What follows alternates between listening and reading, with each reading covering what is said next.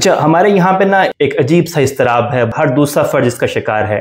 اکثر دوست احباب سے لوگوں سے بات ہوتی ہے تو ایک شکوہ جو ہے عموماً ہر بندہ کر رہا ہوتا ہے کہ جی میرا فلاں دوست ہے، اس کے لیے میں نے یہ کچھ کیا، اس نے آگے سے مجھے کوئی رسپانس نہیں دیا۔ میرا فلاں رشتہ دار ہے، اس کے ساتھ میں نے بڑی شفقت کا مظاہرہ کیا لیکن وہ کہتے ہیں انہوں نے کوئی میرا مول نہیں پایا۔ مطلب اس طرح کی جو گفتگو ہے ہر دوسرے فرد سے سننے کو ملتی ہے۔ میرے خیال سے لیکن انسان کوئی بھی اس دنیا میں پرفیکٹ نہیں ہے، انبیاء کے سوا کوئی معصوم نہیں، سب سے جو ہے غلطیوں کا امکان موجود ہے، اور جب آپ انسان سے توقعات کریں گے تو عین ممکن ہے کہ جو آپ کی ایکسپیکٹیشنز ہیں وہ پوری نہ ہوں، اور آپ کی جو ایکسپیکٹیشنز ہیں جو پوری نہیں ہوں گی تو ڈیفینیٹلی آپ کو ڈس اپوائنٹمنٹ ہو سکتی ہے، آپ پریشان ہوں گے۔ لیکن یہاں پر ہمارے دین نے ہمیں ایک بہت ہی خوبصورت اصول فراہم کیا ہے کہ جو ہمیں کہا گیا ہے کہ الحب للہ والبغض للہ، کہ اللہ کے لیے محبت اور اللہ کے لیے جو ہے نفرت۔ جب ہم اس اصول کو اپنی زندگی میں اپنا لیں گے تو پھر جو کسی شخص کا جو نامناسب رویہ ہے ہمارے اچھے رویے کے مقابلے میں بھی، اس سے ہمیں کوئی اتنی تکلیف نہیں ہوگی، کیونکہ اگر ہم اس کے ساتھ اچھا کر رہے ہیں تو اس کی وجہ یہ نہیں ہے، ہم یہ تقاضا نہیں کر رہے کہ وہ بھی ہمارے ساتھ اچھا ہی کرے۔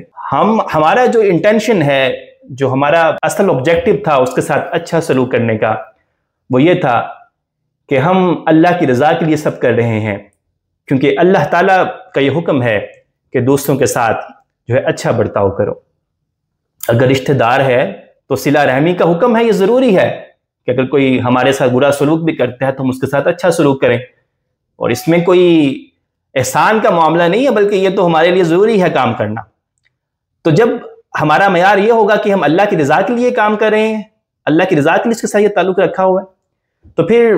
ہمیں چیز تکلیف نہیں دے گی کہ یہ شخص جو ہے وہ ہمارے اچھے رویے کے مقابلے میں بھی ہمارے ساتھ برا رویہ اپنا رہا ہے۔ اور اسی طرح جب ہم کسی کے ساتھ اچھا برتاؤ کرتے ہیں، وہ ہمارے ساتھ جواباً اچھا برتاؤ کرے گا، تو پھر ہمارے دل کے اندر یہ تکبر پیدا نہیں ہوگا کہ جی ہم تو بڑے اچھے ہیں، ہم نے بڑا اچھا اس کے ساتھ سلوک کیا، لہٰذا وہ بھی اب ہمارے ساتھ اچھا سلوک کر رہا ہے۔ کیونکہ پھر ہمیں پتہ ہوگا کہ جو ہمارا جو اس کے ساتھ اچھا سلوک تھا وہ اس لیے نہیں تھا کہ وہ ہمارے ساتھ اچھا سلوک کرے، بلکہ وہ تو اس کی تو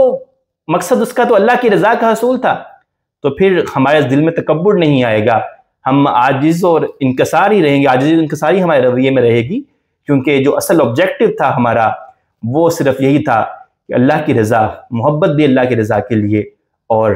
بغض بھی اللہ کی رضا کے لیے۔ تو اس خوبصورت پرنسپل کو اگر ہم اپنی زندگی کا حصہ بنا لیں گے تو ہماری بہت سی جو الجھنیں ہیں وہ ختم ہو جائیں گی۔